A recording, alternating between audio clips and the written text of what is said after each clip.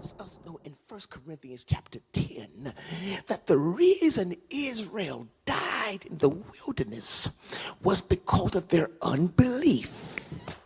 And proof of their unbelief was their complaining.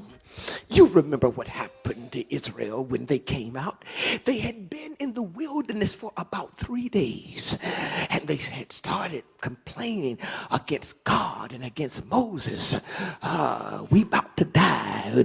We ain't had nothing to eat. And did you bring us out here? We could have been buried in Egypt, and at least we were eating 3 full meals a day with onions and watermelons and leeks and all that kind of stuff. And they complained against God. And the record says that because of their complaining, God wiped them out. He allowed them to wander in a wilderness for 40 years, God, all because they complained. Jeremiah has just spent 20 whole verses not only talking about what Israel was going through, but complaining about the stuff that he went through, complaining about what he had lost, complaining about how he felt. And then he woke up and declared, not only am I still here, not only does his mercy, I'm going to preach whether y'all want me to or not, make my life bearable.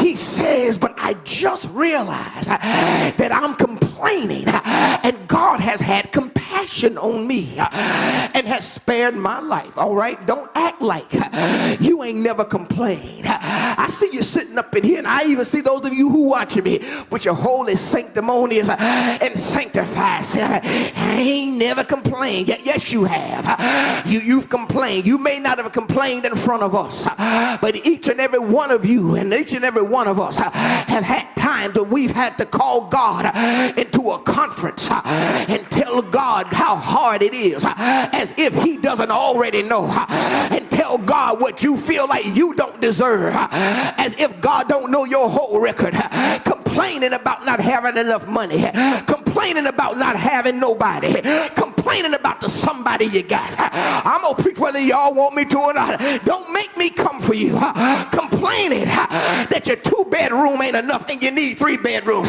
complaining that your 3-bedroom is getting too small and you need 4, complaining that your 4 is out of date and you need 5. Don't get me to preaching in here like you ain't never complained that the furniture you got 3 years ago is outdated and now you need to get some more for it. Don't get me coming for you complaining about the job that you prayed for 5 years ago when God gave it to you, and now you ready to get off of it. Yet in the midst of it all, I'm gonna go home now, y'all. Yet in the midst of it all, notice what Jeremiah says. I realize that your compassion, it comforts me, because complaining is the thing that you hate. And though you've allowed me to complain to you, you have not yet cut me off.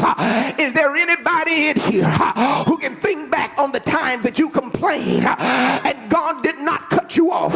Shoot, some of y'all complained yesterday, complained about how rough things are, complained about how God gave you a bad hand, complained about how you're dealing with a bad deal, yet God has been compassionate on you. You ought to touch yourself and say, self, the reason I can have a positive attitude in these negative times is because God has not held the times I complained against him against me. Is there anybody here who can give God some praise right now? Because watch this, he could have cut you off, but he didn't. He could have taken what you have, but he let you keep it.